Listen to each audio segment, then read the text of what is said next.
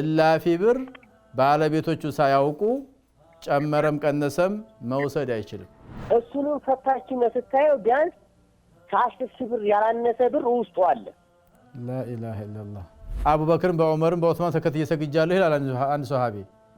ሱብሂ ላይ ቁኑት አያደርጉም ነበረ ብሏል። ሚስቱን መፍታት ማሰርም አይችልም በዛን ሰዓት። 1 ሚሊዮን ሰጥቼዋለሁ 1 ሚሊዮን 100 ሺህ አጎል ሊመልስ ከሆነ አይቻልም። አይ ከዛ አቋሜ ንንቅ አለልም በዚሁ ቀጥላለሁ ካለ ላንቺ ሁለት ምርጫ አለሽ። وما أرسلنا قبلك إلا رجالا نوحي إليهم فاسألوا أهل الذكر إن كنتم لا تعلمون. السلام عليكم ورحمة الله وبركاته. الحمد لله رب العالمين حمدا كثيرا طيبا مباركا فيه كما يحب ربنا ويرضاه. وأصلي وأسلم على خير خلق الله محمد بن عبد الله وعلى آله وصحبه ومن والاه. የተከበራችሁ ወንድሞች እህቶች ተመልካቾች አዳማጮች ይህ አልፈታዋ የተሰኘው ሳምንታዊ የጥያቄና መልስ ፕሮግራማችን ነው። ጥያቄዎቻችሁን አጠር ያደረጋችሁ ለማቅረብ ሞክሩ። በአላህ Subhanahu Wa Ta'ala ፍቃድ የተቻለኝን መልስ ለማቅረብ ሞክራለሁ። ስልክ በሚጠራ ሰዓት ቀጥታ ቲቪውን ሳይለንት ማድረግ አትርሱ። በስልኩ አናግራችሁ ከጨረሳችሁ በኋላ ስልኩን ዘግታችሁ መልሱን በቴሌቪዥን ኢንሻአላህ። የሁለቱ ድምጽ እኩል ስለማይደርስ አንዱን ነው መጠቀም የሚቻለው ኢንሻአላህ።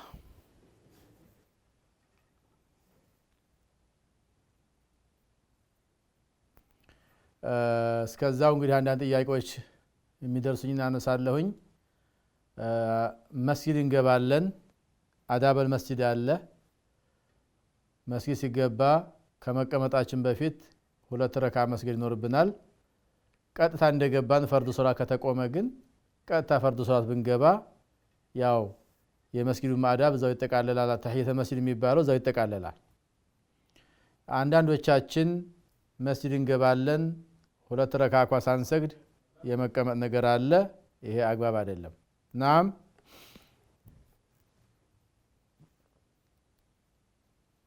ሰላም አለይኩም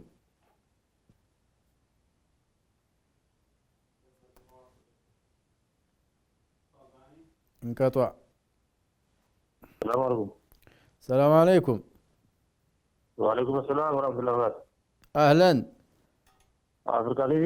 أي نعم. يودي ربا ملايا ليا. نعم. يربا إنتي إنديسنو كبانكي كارنو سجال ليا. أيوة.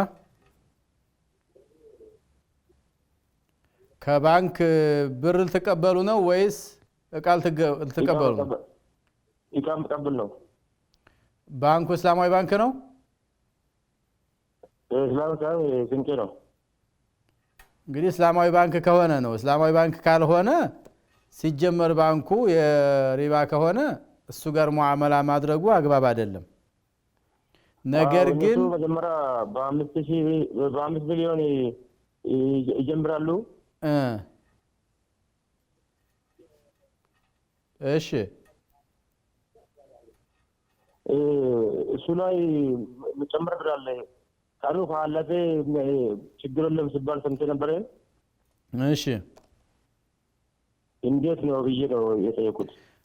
እንግዲህ ከማንም ይሁን ከማን የምትቀበሉት ንብረት ከሆነ በዋጋ ተስማምታችሁ መቼ መክፈል እንዳለባችሁ ተስማምታችሁ እቃውን ከተቀበላችሁ ብሩን በተስማማችሁት መሰረት መክፈል ትችላላችሁ። ብርና እቃ ከሆነ ያው እንደ ገበያ እንደ ግዢ ነው የሚሆነው፣ ችግር የለውም ነው። ነገር ግን ብር ተቀብላችሁ ብር የምትመልሱ ከሆነ እዚህ ጋር ነው ችግሩ። አንደኛ ሽብር ከተቀበላችሁ ሽብር ነው መመለስ ያለባችሁ። 1 ሚሊዮን ከተቀበላችሁ 1 ሚሊዮን መስጠት ያለባችሁ በብር ከሆነ። አንድ ብር የሚሆን ሳንቲም ይሁን ከጨመረ ያ ወለድ የሚለው ነገር ይመጣል። ሪባ እንግዲህ ሁለት አይነት ነው። አንዱ ሪባ ነሲአ ነው። አንድ አይነት ዕቃ ተለዋውጠን አንዱ ዛሬ ሰጥቶ አንዱ ሌላ ጊዜ የሚሰጥ ከሆነ ሪባ ነሲአ ይባላል። የማዘግየት ወለድ ማለት ነው። ሌላው ደግሞ የሆነ ብር ተቀብሎ ብሩን ተቀብሎ ብር የሚመልስ ከሆነ ብድር ነው መሆን ያለበት፣ ሳይጨምር ሳይቀንስ ያኑ ብር መመለስ ነው ያለበት። በተለይ ውሉ ላይ 1 ሚሊዮን ሰጥቼዋለሁ 1 ሚሊዮን 100 ሺህ አጎል ሊመልስ ከሆነ አይቻልም። ታንክ ነው ደግሞ ታንክ ነው ኢርሻ ታንክ የኢርሻ ታንክ ነው። የምን ዕቃ ነው? ዕቃ እኮ አሁን በጥቅሉ እንድንግባባ ማለት ነው። ከእስላማዊ ባንክ ሊያበድሯችሁ ማን ብር ሊሰጧችሁ ከፈለጉ በሙራባሃ በትርፍ እኩል ሊሆን ይችላል። ወይም ደግሞ ይሄን ያህል የዚህን ያህል ንብረት ዕቃ ነው የምንሰጣችሁ ዕቃውን ውሰዱ እናንተ ይሄን ያህል ብር ታመጣላችሁ ብለው እንደ ግዢ ነው የሚስማሙት። ያ የዱቤ ግዢ ማለት ነው። በዛ ላይ መስማማት ይቻላል ነው። አው እሱ ላይ ድረስ ባንኩ ላይ ችግር የለንም። ግን ዕቃ ነው የአምስት ሚሊዮን ዕቃ ስለሆነ እሱ ላይ ብር ተጨምሮ ይገዛል እንደ ዕቃ ማለት ነው። አዎ መጨረሻ ላይ ወደ ገበያ ገባ ብዬ ነው እኮ ተስማምተህ ከገዛኸው ያን ዕቃ ችግር የለውም ያልኩህ እኮ ነው። አንድ ሰው እኮ መቼም የሆነ ንብረት ሲሰጥህ እሱም ገበያ ነው የሚፈልገው፣ አንተም ገበያ ነው የምትፈልገው። እሱም አትርፎ ነው የ100 ሺህ ብሩን ዕቃ 120 ሺህ ሊሸጥልህ ይችላል። ተስማምተህ እስከገዛኸው ድረስ ይቻላል ነው። ዋጋውን ወስናችሁ ጨርሳችሁ ከገዛኸው የምትሰጠው ብር ነው እሱ ዕቃ ነው የሰጠህ ንብረት ነው የሰጠህ ችግር የለውም።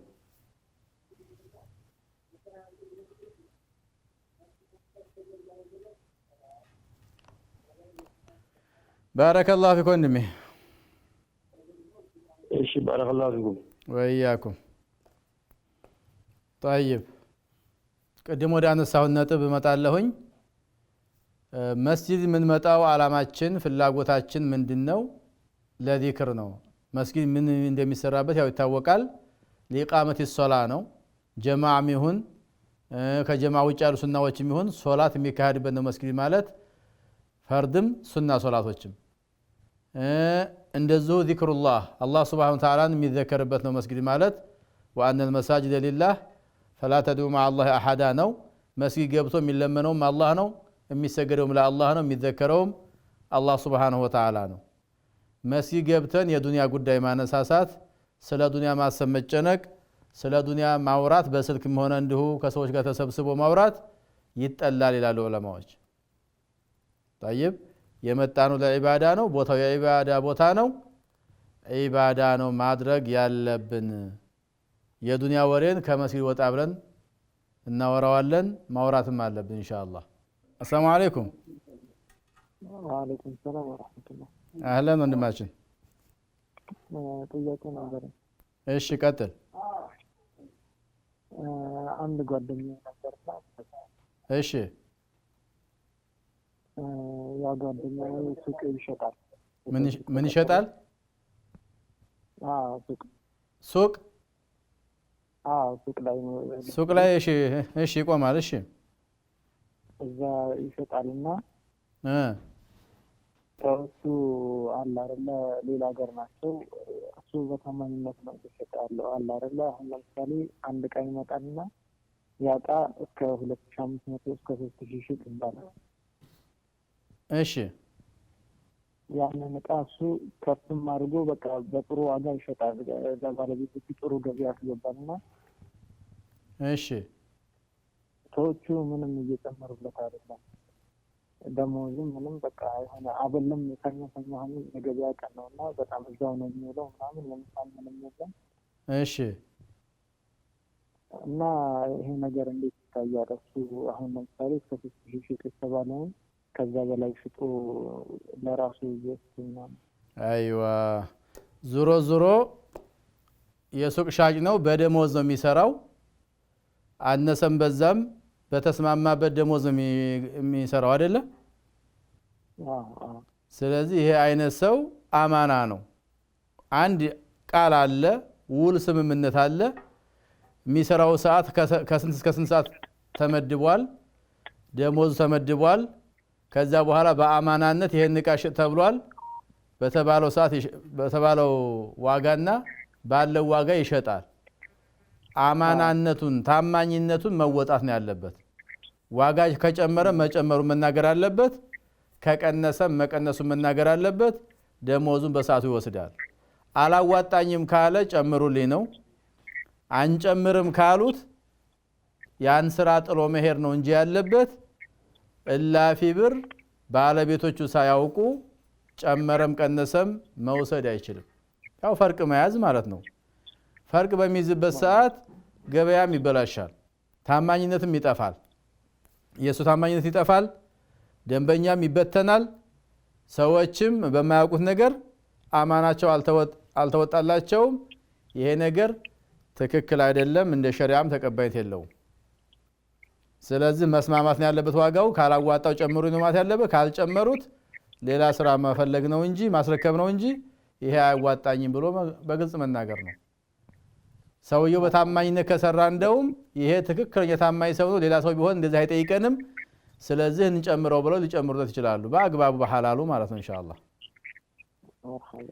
ባረከላሁ ፊክ ኩልኩም ራዒ ወኩልኩም መስኡል ዐን ረዕየቲ ማለት ይሄ ነው የተሰጠህን ኃላፊነት ደላላም ሁን ምንም ሁን ባለቤቱ ሽጥ ባለብህ ነው የምትሸጠው ከጨመረም እንደሚጨምር ነገረው ባለቤቱን ጨምር ካለህ ጨምር ትሸጣለህ አይ በዚህ በቃኛል በዚህ ሽጥ ካለህ በዛ መሸጥና ከፈለክ የጉልበትህን ስጠይ ብለህ ጨምረይ ብለህ መጠየቅ ነው እንጂ ማድበስበስ በእስላም አይፈቀድም ባረከላሁ ፊኩም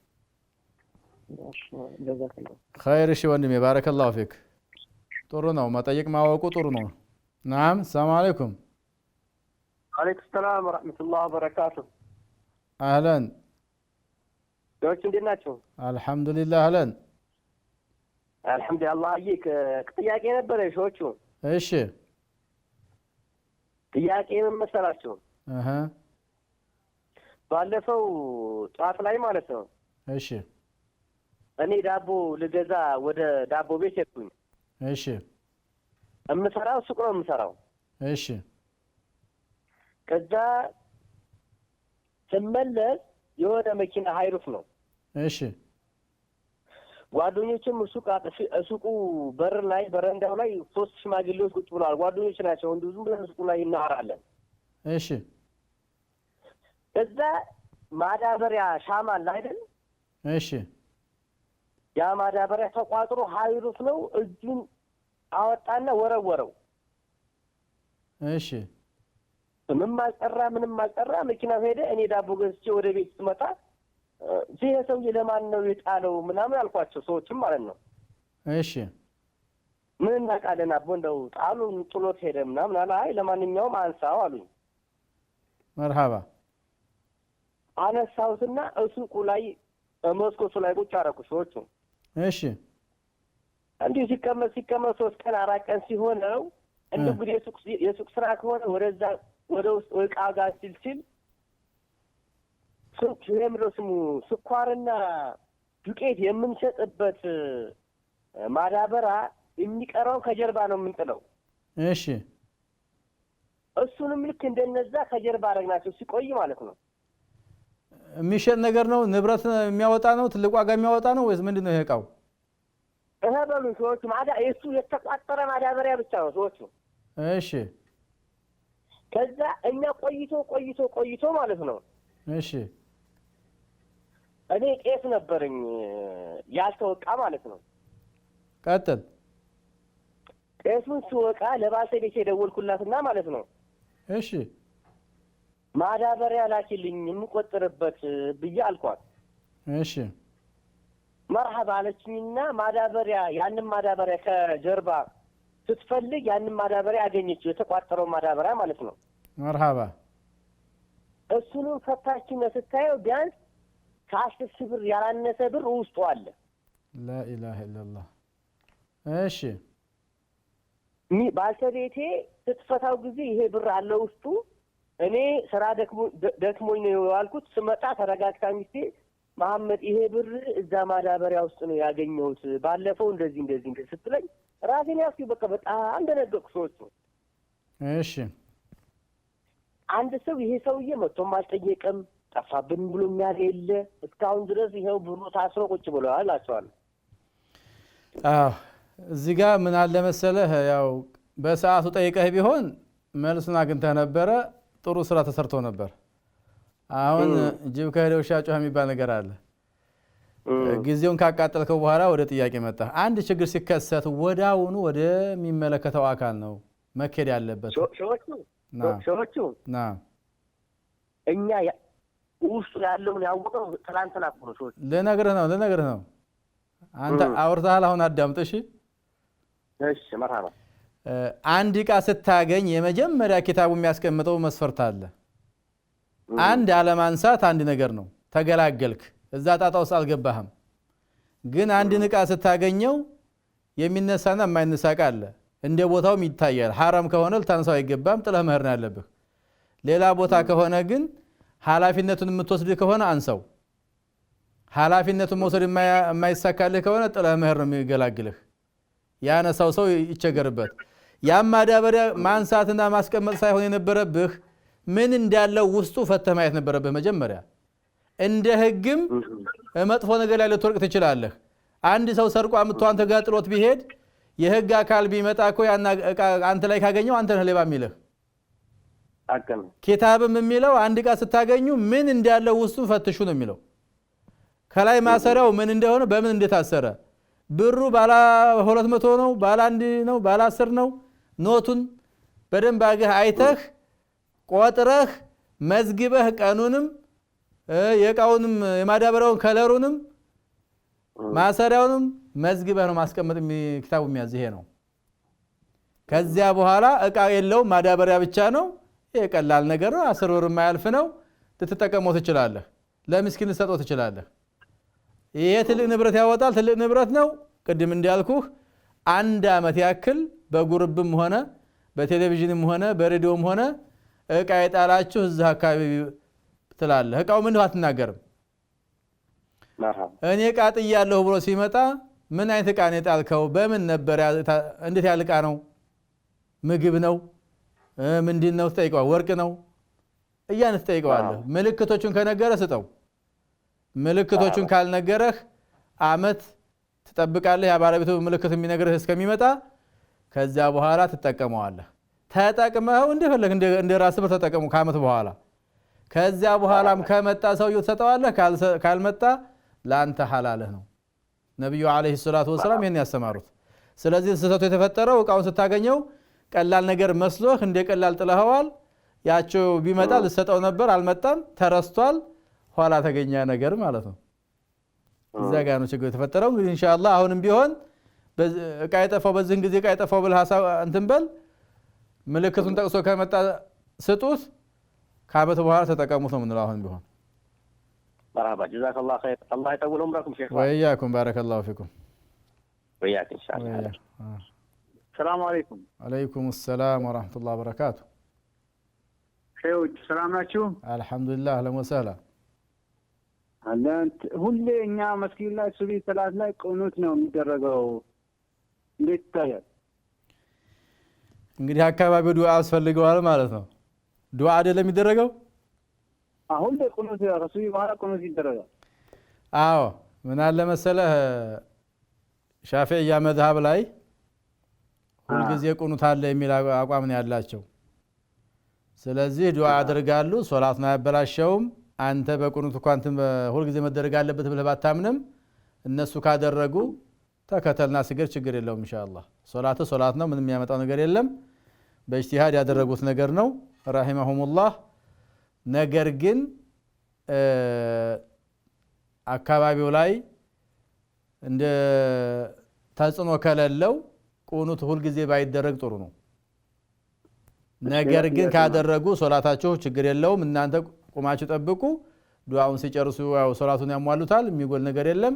ሶላታችሁ ሶላት ነው ኢንሻአላህ። ወይላ ግልጽ የሆነ ሐዲስ ነው ያለው። ነብዩ አለይሂ ሰላቱ ወሰላም ያን ያህል ሲቆዩ አንዳንድ የሆነ ችግር ክስተት ሲከሰት ነው እንጂ ዱዓ የሚያደርጉት፣ ያም ደግሞ ፈጅር ላይ ብቻ አይደለም፣ በሌሎችም ሶላቶች ነው የሚያደርጉት እንጂ ፈጅር ላይ ብቻ ሙጤ ብለው ሁልጊዜ ያደረጉበት ቁኑት የለም። ይሄ በግልጽ በሶሒህ ሐዲስ የተቀመጠ ነው። በአቡበክርም በዑመርም በዑስማን ተከትዬ ሰግጃለሁ ይላል አንድ ሶሃቢ። ሱብሂ ላይ ቁኑት አያደርጉም ነበረ ብሏል። ስለዚህ ትክክለኛውም ይሄ አቋም ነው፣ የለም የሚለው ነው። ችግር ከተከሰተ ግን ፈጅር ላይም ሆነ ሌሎች ሶላቶች ላይ ቁኑት ማድረግ ዱዓ ማድረግ ይቻላል። ይሄ ግልጽ የሆነ ነገር ነው። ወላኪን አሰጋጁ ሻፊዒ ከሆነና ከዛ አቋሙ የማይለቅ ከሆነና አጋጣሚ እዛ ተከትላችሁ ከሰገዳችሁ በዚህ ምክንያት ያው ሌላ አንድነትን ማጥፋት የለባችሁም፣ ተከትላችሁ ትገዱ ነው ኢንሻአላህ። ሌላ ጥያቄ ማለት ነው። እሺ ቀጥል። እሺ አሁን አምና ዘካትን ማለት አምና ያሰብነው እቃ ማለት ነው። አሁን ስቶር ላይ አምና የታሰበ ነው እና ዘንድሮም እቃው አላለቀም አለ። አምና የታሰበ ነው፣ ዘንድሮም ደግመን ማሰብ አለብን ባለው ዋጋው። አምና ታስበው አወጣን፣ ገና አሁን ስቶር ላይ እቃው አላለቀም አለ እኮ። ያው ንብረትነቱ ነው ገብቶኛል። ንብረትነቱ ነው የሚታየው። ያምናው ብር አሁንም አለ፣ ከኒሷብ አልጎደለም፣ ዘካ ይወጣለታል። ያምናው ሸቀጥ አለ፣ አሁንም አለ፣ ንብረት ነው፣ ይገመታል። ግምቱ ከኒሷብ ካልጎደለ ይወጣለታል። ከኒሷብ ከጎደለ ግን ያው የመጀመሪያ ዘካ ይወጅበታል ከሚባለው ተመን ካልቀነሰ ምን ጊዜ የሚወጣታል ዘካ ድጋሚ። ባረከላሁ ፊክ። ሰላም አለይኩም። ወአለይኩም ሰላም። ቲቪ አፍሪካ። ናም። እሺ ጥያቄ ነበረኝ። እሺ ጥያቄ ፍቺ እንዴት ነው? ባለቤቴ ያው በጤንነቱ ጊዜ አይደለም ስለታ ይፈታኝ ማለት ትንሽ የአእምሮ በሽተኛ ነበረ እና እንዴት ይታያል ነው ጥያቄ። አንድ ሰው እንግዲህ ጤና የአእምሮ ችግር ካለበት በሶላትም አይታዘዝም፣ በጾምም አይታዘዝም፣ ጾሙ ሁሉ የለም ይሰግጣል። ስለዚህ ሚስቱን መፍታት ማሰርም አይችልም፣ በዛን ሰዓት ሊያዝለትም አይችልም። ስለዚህ ጉዳዩ ምንድነው የሚሆነው? ፈታሁ ቢልም አይወርቅም፣ አሰርኩ ቢልም አይቆምም ማለት ነው። ሙከለፍ አይደለም ሰውየው፣ በአእምሮ የሚሰራ ሰው አይደለም፣ አስቦ የሚሰራ አይደለም። ስለዚህ ቤተሰቡ ጋር ነው መግባባት የሚቻለው። ለምሳሌ አእምሮ ችግር ያለበት ሰውዬ ሚስት መፈታት እፈልጋለሁ ካለች ከቤተሰቡ ጋር ትማከራለች፣ ከሱ ቤተሰቦች ጋር ማለት ነው። ከዚያ በኋላ ወደ ሸሪዓ ፍርድ ቤት ሄዶ ጉዳዩን ማሳወቅና በሸሪዓ ፍርድ ቤት ጉዳዩ እንዲወርድ ይደረጋል። ከፈለገች፣ ካልፈለገች ያው ታስታሞ ትጠብቅ ነው የምንለው ኢንሻአላህ። ኖ እኔ እኮ መጠበቅ ምናምን ሳይሆን ለምሳሌ እሱ በራሱ ራሱ ማለት ነው እየፈታው ማለት አልፈልግም ብሎ የወጣው እሱ ነው። በስልክ ነው ፈትሻለሁ ተፈትሻለሁ ያለ ገባኛው እኮ እሱ አይታሰብም ያልኩሽ ነው። የሱ ቃል አይያዝም፣ ጥሩ መጥፎው አይያዝም። የሱ ቃል ሩፊዕ አልቀለሙ አን ሰላት። ከዛ መካከል አንዱ ያው የአእምሮ ችግር ያለበት ሰው ነው። ስለዚህ ያን ግል ታጸድቂው ከፈለግሽም ወደ የሚመለከተው አካል ሄደሽ ነው። አለዛ ደግሞ አይጸድቅም እያልኩሽ ነው። ዝም ብለሽ መጠበቅ ነው እስከሚሻለው። ሲሻለው ያው ባልሽ ነው። አይ እሱም አልተሻለውም፣ እኔም በዚህ መቀጠል አልችልም፣ ትዳር መያዝ እፈልጋለሁኝ፣ ባል የሚያሟላውን ነገር ሊያሟላልሽ ስላልቻለ ብለሽ ከፈለግሽ ደግሞ ወደሚመለከተው አካል ሄደሽ መፍትሄ ማግኘት ስለሚቻል ችግር የለውም ኢንሻአላህ። ሹክራን። እሺ አፎን ባረከላሁ ፊክ። በስልኳ አናግሩኝ። ቲቪዋን ሳይለንት አድርጓል። መርሐባ። አይ እኔ እንኳን በንግድ ዓለም የሆነ ጥያቄ በመጠየቅ ፈልጌ ነው። እሺ ለምሳሌ አንድ ሰው የሆነ እቃ የሆነ ቦታ ላይ መኖሩን ሸክ አድርጎ በቤተሰብ ደረጃ እሱ ጋር ጨርሶ እቃውን የሚሸጥ ነው። አዎ የሚሸጥ እቃ ማለት ነው። ከባለቤቱ ጋር ተስማማ። አይ ለምሳሌ ቤተሰብ ቢሆኑ ሰዎቹ ወንድምና እህት ቢሆኑ አንድ አይነት ስራ ይሰራሉ። ያንን እቃ እሱ ጋር ጨርሶ ከዛኛው ቦታ ላይ ማለት ነው የሆነ እቃ ሰው አዞኝ ነበር አንተ ጋር አለ ወይ ብሎ ጠይቀው አዎን አለ ይላል። ያ እሺ ከዛ ያንን እቃ እሱ መረጃ ደርሶት ገበያ ላይ መጥፋቱን አውቆ ማለት ነው እንደዛ ያደረገው ማለት ነው። ያኛው ደግሞ መረጃ አልደረሰውም። እሺ ያንን ዕቃ ወሰደና እሺ ብሎ ሰጠው። ከዛ ለሌላ ሰው አይደለም የሰጠው ማለት ነው። አምጥቶ ለራሱ ተጠቅሟል። የሌላ አየር ይዞ ሸጠው። እሺ ይሄ ጉዳይ እንዴት ይታያል? ዕቃው ዋጋ ጨምሯል። ገዢው አያውቅም ነው? ሻጩ አያውቅም፣ ገዢው ያውቃል። አይዋ ዕቃው እንደጨመረ ያውቃል ገዢው። አዎ በጣም ያውቃል። ከዛ በኋላ ያንን ዕቃ በጣም ስለፈለገው ብቻ አመጣና እሱ ጋር እዛው ፊት ለፊት ለሌላም ላለው ሰው ሳይሰድ ያንን ዕቃ ለራሱ አትርፎ ሸጠው። በኋላ ላይ ያኛው ሲነቃ ሀሳቡን ጠየቀ ለቤተሰብ ማለት ነው። እና ቤተሰቡን በጣም ተቆጣ። እንዴት እንዲህ ያደርጋል ነው ተብሎ ማለት ነው። ይህ እንዴት ይታያል? ትክክል ነው ወይ? በንግድ ዓለም ደረጃ በተለይ ማለት ነው እንትን ነው ጥሩ ነው። እኛ አሁን ቤተሰብ ምን የሚለውን ሳይሆን ምናየው ሙስሊም እንደ ሙስሊምነቱ በታማኝነት ሳያጭበረብር ሳያምታታ በትክክል መምጣት ነው። ይሄ ዕቃ ጨምሯል ይባላል። እስቲ ፈልጌዋለሁኝ ያዋጣሃል ወይ በዚህ ልግዛህ ወይ አለ ወይ ይላል። አዎ ይላል። ምን ያህል ነው ይጠይቀዋል። ይሄን ያህል ነው ይለዋል። ሻጩም እኮ ቢሆን ያው ዕቃው አሁን ቢጨምርም ሳያተርፍ አይሸጠውም። መጀመሪያ ከገዛበት አትርፎ ነው የሚሸጠው። እሱ የገዛው በርካሽ ስለሆነ ሊያዋጣው ይችላል። ይሄኛው ሁን ብሎ ገና እንደው ዕቃ ጨመረ ብሎ ሰውየውን ሟጦ ለመቀበል ከሆነ አላማው ሌላ ጥያቄ ነው። ዕቃውን እንደ ሸቀጥ ገዥታ ነው ፈላጊው ነው ዕቃውን ሲጀመርም። ስለዚህ እንዲህ ያለ ዕቃ ፈልጌ ነበር አንተ ጋር አለው ያለው። አዎ አለ። በምን ያህል ትሸጠዋለህ? እንደው ለውጡ እንኳን ከሰማ ዋጋውን አውቀዋል። ትክክለኛ በዚህ ነው የምትሸጠው ያለው ዋጋ ይሄ ነው ወይ በለው። ለምን ለሱም ስለሚያዋጣው አዎ ብሎ ሸጠለት ምን ችግር የለውም። በሸጠለት ዋጋ ተስማምቶ ይዞ መሄድ ነው። ሽያጭ እስከሆነ ድረስ ያም ሳያዋጣው አይሸጥም፣ ይሄኛውም በሚያዋጣው ነው የገዛው። ይሄ ችግር የለውም።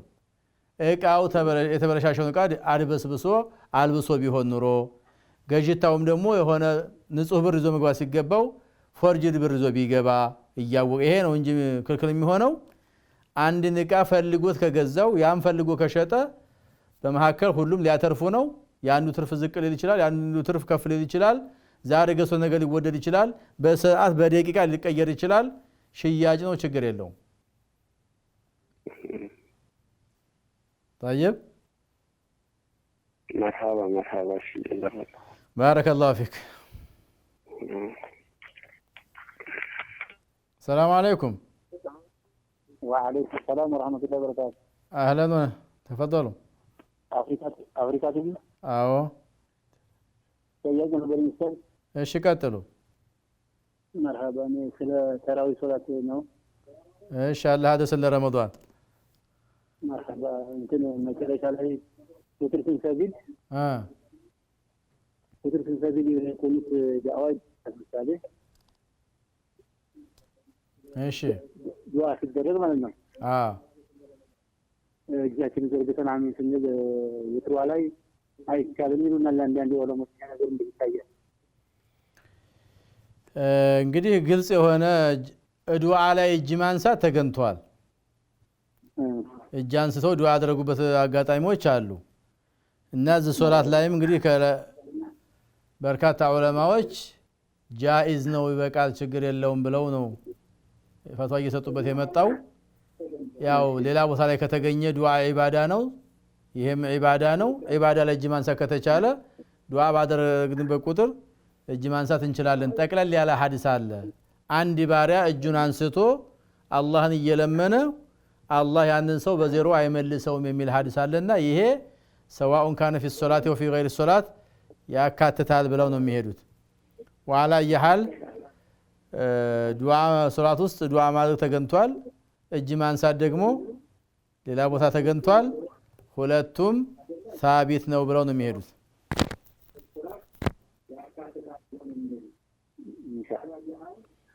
እና ይሄ የሚያጨቃጭቅ እንትን ነገር አይደለም ነው። ደግሞ ደግሞ ኺላፍ ያለበት መሳላ ነው። እኔ አላነሳም ካለ ደግሞ አሪያህ ነው፣ እንደውም ያሳርፈናል። ጥሩ ነው። ኢንሻአላህ ጀዛኩሙላህ ወያኩም። አንዳንድ ወንድሞች መስጊድ አካባቢ ላይ ታቤላ ነገር አንዳንድ ነገሮች መለጠፍ ማስታወቂያ የንግድ ምናምን ይቻላል ይሉኛል። መስጊድ የዒባዳ ቦታ ነው። ማስታወቂያ መለጠፍ ምናምን ነገር መስጊድ ላይ አግባብ አይደለም። እቃ እኮ የጠፋው ሰው መስጊድ ላይ ጠፋይ ብሎ ማወጅ አግባብ አይደለም። ሰላም አለይኩም።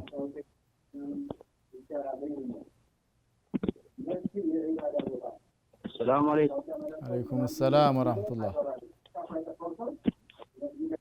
ሰላም አለይኩም። አለይኩም ሰላም ወራህመቱላህ። ቲቪዋን ዝጋትና በሬዲዮዋን በቲቪ በስልክ አናግረኝ። መርሐባ ኡስታዝ፣ ሰላም ነው? አልሐምዱሊላህ። አህለን አልሐምዱሊላህ። እሺ፣ የኔ አንድ ጥያቄ ነበረኝ ኡስታዝ። መርሐባ። አሁን የሆነ ሰው ተጣልቶ ማለት ነው። እሺ፣ የሆነ ሰው በቃ ያን ሰው ጎዳው ወይም መታው። ተጣሉ መታው። እሺ፣ የተጣለ ሰው ማለት ነው ጎዳው፣ በቃ መታው ማለት ነው። እሺ፣ ከዛ በኋላ እሱ ቢያሳክም አሁን እንዴት ይታያል በሸሪዓ? የእሱ አሁን ሙሉ ነገር እንትን አድርጎ ማለት ነው ቢያሳክም ምን እሱ ብራውን አውቆ እስከመታው ድረስ እንደውም መቀጫ አለበት እኮ። ማሳከሙ ብቻ አይደለም። አልአንፉ ቢልአንፍ ወልኡዙን ቢልኡዙን ወሲን ቢሲን ነው እኮ። ጥርስ ያፈለሰ ጥርሱ ይፈለሳል ነው። ባይሆን በግለሰብ ደረጃ ሳይሆን ያው በኢዳራ በአስተዳደር መልኩ ነው መሆን ያለበት። ለምን ሁሉም እንደዚህ ተበደኩ እያለ እየተነሳ እንዳይበቀል አግባብ ባለው ሸሪዓ በሚያዘው መሰረት ሊደረግ ይችላል። የአካባቢው ህግ እንግዲህ ያው ሸሪዓን ህግ ላይ ፈቅድ ይችላል። ከዚህ አንፃር ያለው ዝቅተኛም ቢሆን ከሸሪዓም ያልጣሰ ነገር ግን የተበደለን ሰው ካሳ ሊሆን የሚችል ነገር ካለ ያው ባለው ነገር ሊደረግ ይችላል። ስለዚህ አንድ ሰው ሁን ብሎ ከጎዳው በጎዳው መሰረት ማሳከም ማስተካከል ይጠበቅበታል። እሱ ላይ የእርምጃ መወሰድ ነበረበት። እንደውም ግን ያን ለማድረግ የአካባቢው ህግ ላይ ፈቅድ ይችላል ያልኩህ ነው። ከዚህ አንፃር በዚህኛው ቢካካስ ያው ሸሪዓውን ሳይጥሱ ካለው ነባራዊ አንፃር ቢያሳክመው ችግር የለውም። እንደውም ጥሩ ነው። እሺ ሙሃባ ባረከላሁ ወያክ። ባይሆን ይቀላል። ይግባቡና አፉታም ይጠይቀው። ማሳከም ብቻ ሳይሆን አፉታም ይጠይቀው። ሁን ብሎ በድሎታልና ማለት ነው። መርሐባ። እሺ حياك الله. الله يطبق وياك. የአንድ ሰው ንብረት ሌላው መጥቶ ሊወስድ ባለቤቱ ደስተኛ ሆኖ እስካልሰጠው ድረስ አይቻልም። የአንድን ሰው ደም እንዲሁ ዝም ብሎ ያላግባብ ማፍሰስ ሸሪዓው አይፈቅድም። ሰላም አለይኩም። አለይኩም ሰላም። ተፈضل ወንድማችን።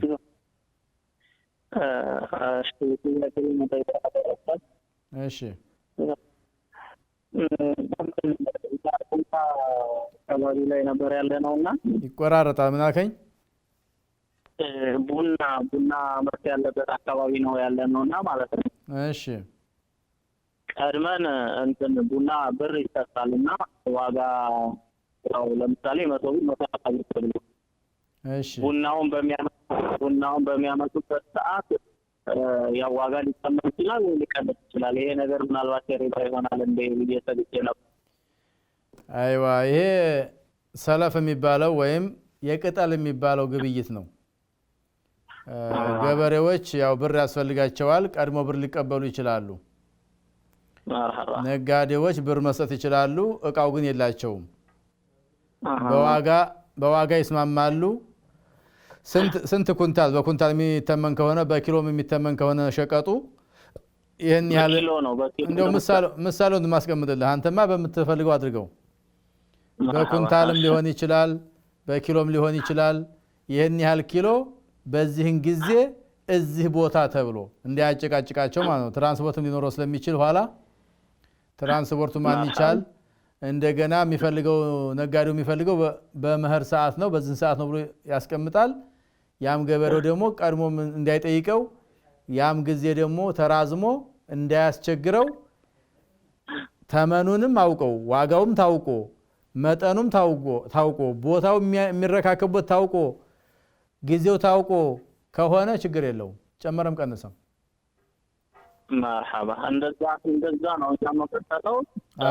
ሰላሳ ቡና ተለቅሞ ሲያበቃ ይሄንን ኪሎግራም ቡና ልታመጣልኝ ብሎ ነው የሚሰጠውና በጣም ነው በቃ ስለምንጨጥቅን አዎ በዛው አካባቢ ያሉ ዓሊሞችን ብትጠይቁ ለምሳሌ እኛ ያህል እንዋዋል ነው ኪታቡ ምንድነው የሚለው ብትሉ በሰፊው ያስረዷችኋል። እዛው አካባቢ ያሉ ሰለም የሚባለው ይሄ ቅጠል የሚባለው ነገር እንዴት ነው የሚሆነው ብላችሁ እዛው አካባቢ ብትጠይቁ የበለጠ በተጨባጭ ያስረዷችኋል ኢንሻአላህ።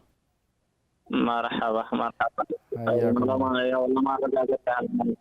جزاكم الله خير جزاك الله وإياك. عليكم السلام ورحمة الله. سلام أستاذ. الحمد لله تفضلي. ما شاء الله بارك الله. يا عندي كده بلاي ايش ባለቤቱ የሆነ እና አንድ ሚከልስ አይጠይቀኝም ኒካም አላወረደም እና ኒካም አላወረደልኝም። እሺ እና አንድ ቢጃልኝ ምንም ነገር እንትን አይለኝም። ያው ኒካው እንዴት ነው አንድ አመት ሙሉ አልጠይቀኝም ወጪም አይሰጠንም። እሺ የሚኖረው መጥቶ አጉርሱ ታሱስ አለበት ቤት ነው። እኔ ሸሪዓ ጠብቄ እኖራለሁ። እንግዲህ በቃ ያው ኡስታዝን ሊጠይቅ ብዬ ነው። طيب ባለቤትሽ አብሮሽ ነው ያለው? ያ ሰፈራችን አንድ ላይ ነው የምንኖረው ግን አይጠይቀኝም። ሱስ ውስጥ ነው የሚኖረው እና ንካለን ንካው አላወረደልኝም ምንም አላለም። طيب አንቺው ቤት ነው የሚኖረው ወይስ ከቤት ወጥቷል ነው ጥያቄ? እኔ ጋር የለም እኔ እየጠበቅኩ ነው። ቀለብም አይልክም? አዎ አይልክም። ወጭም አይሸፍንም? አይሸፍንም። طيب የመጀመሪያው በአግባብ በቤተሰቦቹ አማካኝነት በሱ ቤተሰቦች እየሰማሽ ነው? በሱ ቤተሰቦች አማካኝነት ባል ማድረግ ያለበትን ነገር እንዲያደርግ ሱሰኛ ከሆነ ከሱሱ እንዲያቆም እንዲሁ ዝም ብሎ ቦዘኔ ከሆነ ያን ነገር ትቶ ቁም ነገረኛ እንዲሆን ማስመከር ይጠበቅብሻል። ከዛም ቀጥሎ አንቺም ደግሞ የምትችውን ነገር ተረጋግተሽ ይሄን ብናደግ ትዳራችንም ያምራል አንተም ሐቅን ትወጣለህ እኔም ሐቅን እወጣለሁ እኔም እንደሚስ መወጣት ያለብኝ ነገር መወጣት አለብኝ አንተም እንደባል ያለብህን ግዴታ ተወጣ። ነገ አላህ Subhanahu Wa Ta'ala ዘንድ ምርመራ አለ አንተም ትጠየቃለህ በእኛ እኛም ባንተ ማደግ ባለብን ነገር እንጠየቃለን። ለዛ መልስ እንዲሆን ብሎ ማስጠየቅ ያስፈልጋል። አይ ከዛ አቋሜ ንንቅ አለልም በዚሁ ቀጥላለሁ ካለ ላንቺ ሁለት ምርጫ አለሽ። አንድ ችሎ አፉ ብሎ መቀጠል ነው ራስሽን መምራት ነው ወይ ደግሞ እንደዚሁኝ መቀጠል ሳልችልም እኔ ምድልና ያለው ካልሽ ፍች መጠየቅ ትችያለሽ። ፍች መጠየቅ ትችያለሽ አትከለከይም ኢንሻአላህ። የሚያዋጣሽን እንግዲህ አንቺ ነሽ የምታውቂው። ይሄን ሰው የፍች ስትጠይቂው የሚከተለው ምን ያስከትላል ባጠይቂው ምን ትሆኛለሽ ያለውን አየር ነባራዊ ነገር የምታውቂው አንቺ ነሽ ቤተሰብ የሚያውቀው። ያን ነገር በደንብ አጥነሽ አስበሽ ላንቺ የሚሆንሽን ነገር ብለያይ ይሄን ተጠቀማለሁ ካልተለያየው ደግሞ ይሄ ይመጣል ብለሽ አመዛዝነሽ የሚሆነውን ነገር ማድረግ መብትሽ ነው ኢንሻአላህ። ባረከላሁ ፊክ።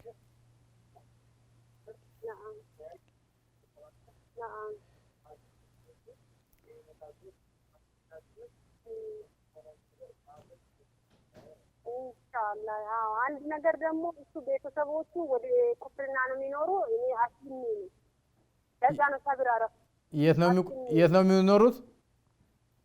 እሱ ቤተሰብ ክርስቲያን ነው እኔ ሙስሊም ነኝ። ያው እሱ طيب ሙስሊም ታልማል ቢሎት ታልፎታል ታልማል ቢሎት ገባይ ጥሩ ነው።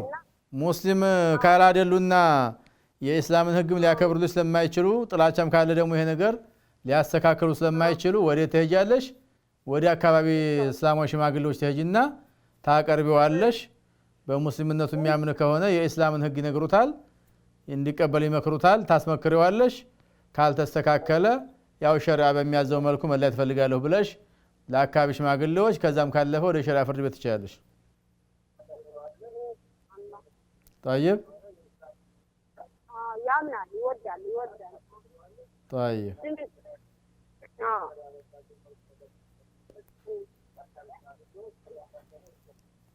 ኢንሻአላህ እስልምናውን ይወዳል ይፈቅዳል። ግን ያው አስቸጋሪ መሀል ላይ ያለው ነገሮች በምክር ይስተካከላሉ። ኢንሻአላህ በምክር ይስተካከላሉ። በአካባቢ ዓሊሞች ምናምን ሽማግሌዎች ያስመክሩ ኢንሻአላህ። እስኪ ዱዓ አድርጉ። ማሻአላህ ተባረከ። መርሃባ እሺ። አላህ ትዳርሽን ያስተካክልልሽ። አላህ ይخدምሽ እህቴ። አላህ ይቆምልሽ። ባረከላሁ ፊክ። አሚን ኢንሻአላህ። ነዓም ኢንሻአላህ። السلام عليكم.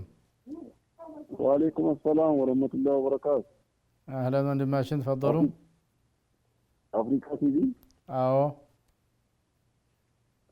ይሄ ከጫማ መስገድ እንዴት ይታያል የሚለውን እኮ አጋጣሚ አንዳንድ ቦታ ላይ ገጥማ ጫማነቱ ችግር የለውም። ጫማነቱ ንጹህ ከሆነ በጫማ መስገድ ثبت عن رسول الله صلى الله عليه وسلم ነብዩ አለይሂ ሰላቱ ወሰላም በጫማ ሰግደዋል። في صحيح البخاري ተረጋገጠ ሐዲስ አለ። በጫማ መስገድ ችግር የለውም። ነጃሳ ካለው ግን ነጃሳ የነካው ጫማ ከሆነ ግን መውጣት አለበት። ነጃሳ ነገር ካኮ ንጹህ መረጋገጥ አለበት። አዎ ለዚህም ማስረጃችን ነብዩ አለይሂ ሰላቱ ወሰላም በጫማ እየሰገዱ አንድ ጊዜ ያው መላእክቱ መጥቶ ጫማ ላይ ቆሻሻ አለ ሲላቸው እዛው ላይ እየሰገዱ ሶላቱን ሳያቋርጡ ጫማውን አውልቀው ጥለውታል። ሶላታቸውን ቀጥለዋል። ከተነጀሰ በጫማ የሚሆን አይደረግም ነው በተቁም የሚሰገድ ሲሰገድ ነው አጋጣሚ ሆኖ ምን አልከኝ? አይ በተቁም ሲሰገድ ነው ከጫማ ውስጥ ወደ ሲደረግ አጋጣሚ አውልቀውት ሳጥበው ነው በዛው ሄዶ የሚሰገድበት እንዴት ነው ግን ልዩነቱ? ጫማው ንጹህ ከሆነ አንተ ጫማ ንጹህ መሆኑን የምታውቀው አንተ ነህ። የት ቦታ እንደሄድክ ምን እንደረገጥክ የምታውቀው አንተ ነህ። ያንዱን ጫማ አንዱ አያውቀውም። ስለዚህ ባለቤቱ ጫማዬ ንጹህ ነው ካለ መስጊድም ውስጥ ሆነ ከመስጊድ ውጭም ሆነ ሜዳ ላይም ሆነ ቢሰግድ ችግር የለውም። ግን መስጊድ ስንል አሻዋ ሆኖ መስጊድ የሚሆን አለ። ሀታ ኢትዮጵያ ላይ ወደ አፋር ብትሄድ ወይም ወደ መተማ ብትሄድ ያሻዋ መስጊድ አለ፣ ምንጣፍ የሌለው ማለት ነው። እዛ ላይ በጫማ ገብቶ መስጊድ ይቻላል፣ ችግር የለውም።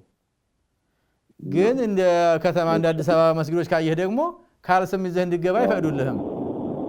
ይከብዳልና ካልስም ያስወጡሃል። እዛ ቦታ ላይ ደግሞ መወጣትም አለበት እንዳይቆሽሽ ነው። መነጀስ ሳይሆን እንዳይቆሽሽም ስለሆነ ያው የአካባቢውን ህግ ማክበር የግድ ነው። ደግሞ አንዳንድ ጊዜ ግን እንደው ጠቅለል ባለ መልኩ እንደ ጫማ ለብሶ ሰገድ የሚል ነገር አግባብ አይደለም። ንጹህ ከሆነ ይቻላል። ባረከላሁ ፊክ። እሺ ሰላም አለይኩም። ወአለይኩም ሰላም ወራህመቱላሂ ወበረካቱ።